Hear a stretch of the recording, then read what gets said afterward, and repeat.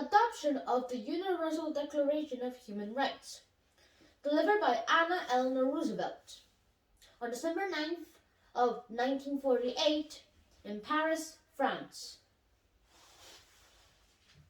Mr. President, fellow delegates, the long and meticulous study and debate of which the Universal Declaration of Human Rights is in product, the means it reflects the composite views of the many men and governments who have contributed it to its formulation.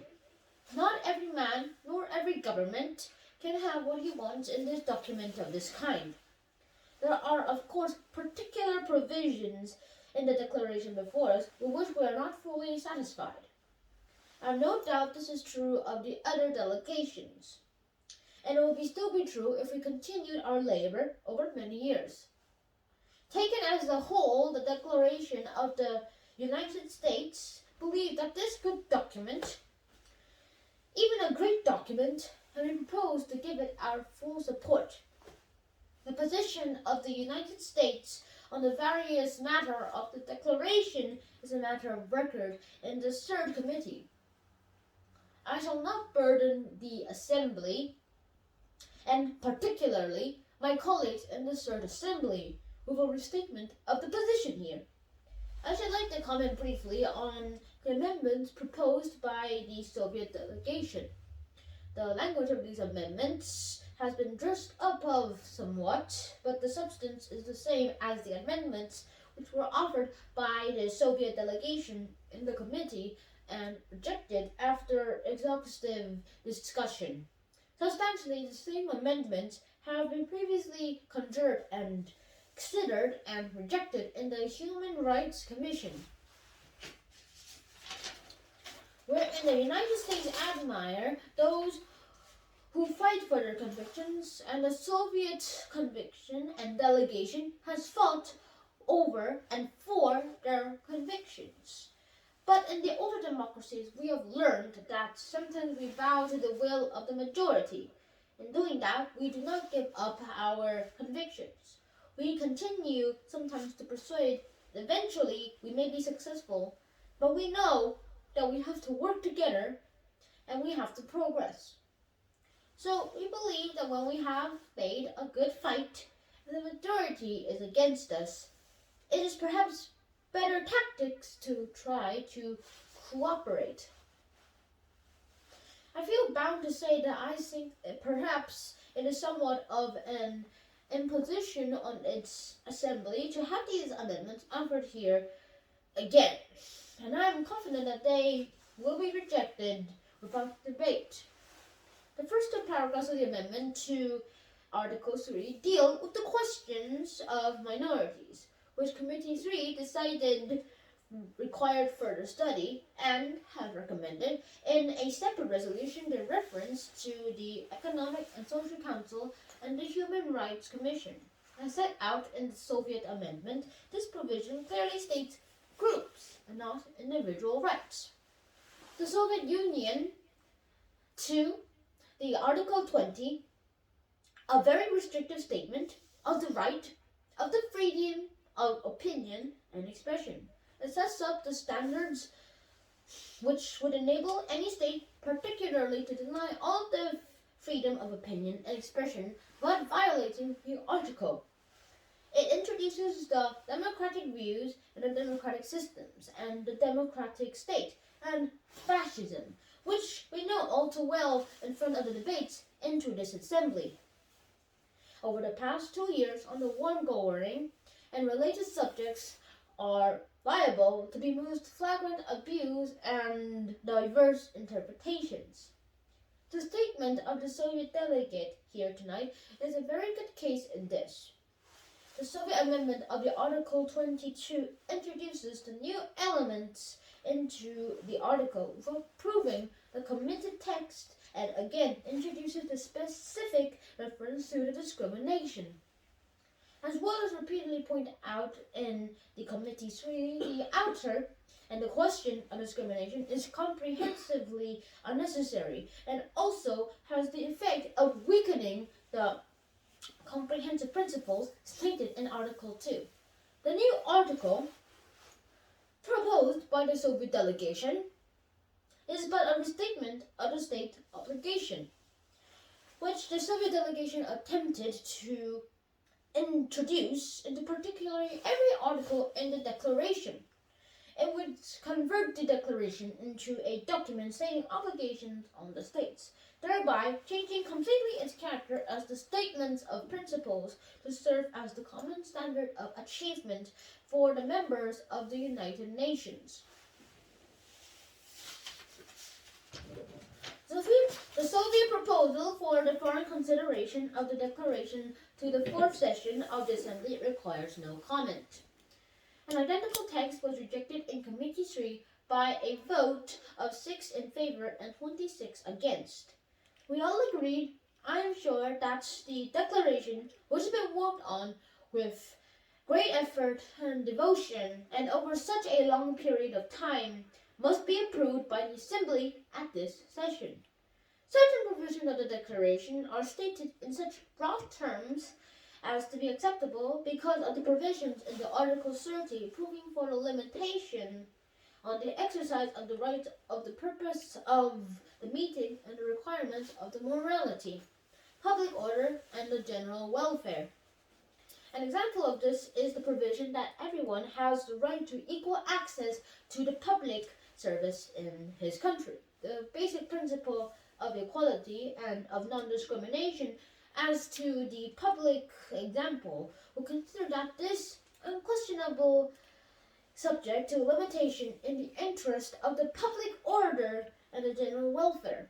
It would not consider that the expulsion from public employment of the persons holding subversive political beliefs and not loyal to the basic principles and practices of the constitutions and the laws of the country would in any way infringe upon this right. Likewise, my government has made it clear in the course of the development by the declaration that it does not consider that the economic, social, and cultural rights stated in the declaration imply as an obligation on governments to assure the enjoyment of these rights by the directional action. This was made quite clear in the Human Rights Commission text of Article 23, which we served as a so-called umbrella article to the articles on the economic and social rights.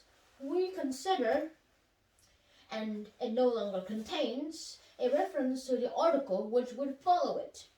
This is in no way affects our wholehearted support for the basic principles of the economic, social, and cultural rights set out of these articles. In giving our approval to the delegation today, it is of primary importance that we keep clearly in the mind the basic character of that document. It is not a treaty, it is not an international agreement, it is not, and it does not purport the statement of law or legal obligation. It is a declaration of the basic principles of the human rights and freedoms, to be stamped with the approval of the General Assembly by formal votes of its members, and to serve as a common standard achievement for all people and of all nations. We stand today at the threshold of a great event both in the life of the United States and the United Nations, and in the life of mankind. The Universal Declaration of the Human Rights may well become the international Magna Carta of all men everywhere. We hope its proclamation by the General Assembly will be an event comparable to the proclamation of the Declaration of the Rights of Man by the French people in 1789, the adoption of the Bill of Rights by the people of the United States, and the adoption of comparable declaration at different times in other countries. At a time when there are so many issues on which we find it difficult to reach a common basis of agreement, it is a significant fact that 58 states have found such a large measure of agreement in the complex field of human rights. This must be taken as testimony to our common aspirational first, voiced in the Charter of the United Nations, to lift men everywhere to a higher standard of life and to the great enjoyment of freedom. Man's desire for peace lies behind this declaration. The realization that the flagrant violation of human rights by Nazi and the fascist countries sowed the seeds of the last World War and has supplied the impetus for the work which brings us to the moment achievement here today. In a recent speech in Canada, Gladstone Murray said, The central fact is that man is fundamentally a moral being, that the light we have imperfect does not matter so long as we are trying to improve it. We are equal in sharing the moral freedom that distinguishes us as men. Man's status makes each individual an end in himself. No man is naturally, by nature, simply the servant of his state or of another man. The ideal and the fact of freedom and of technology are the true distinguishing marks of our civilization. The Declaration is based upon the spiritual fact that man must have freedom in which to develop his full stature and through common effort to raise the level of human dignity, which we have much to do to fully achieve and to assure the rights set forth in this declaration. But having them put before us with the moral backing of the 58 nations will be a great step forward. As we here bring to the fruition our labors on this Declaration of Human Rights, we must at the same time rededicate ourselves to the unfinished task which lies before us. We can now move on with new courage and inspiration to the completion of the International Convert on Human Rights and a measure for the implementation of the human rights. In conclusion, I feel that I cannot do better than to repeat the action by Secretary Marshall in his opening statement to this Assembly. Let this third regular session of the General Assembly approve by an overwhelming majority the Declaration of Human Rights as a standard of the conduct and for all, and let us, as the members of the United Nations, conscious of our shortcomings and imperfections, join our effort in good faith to live up to this high standard. Thank you.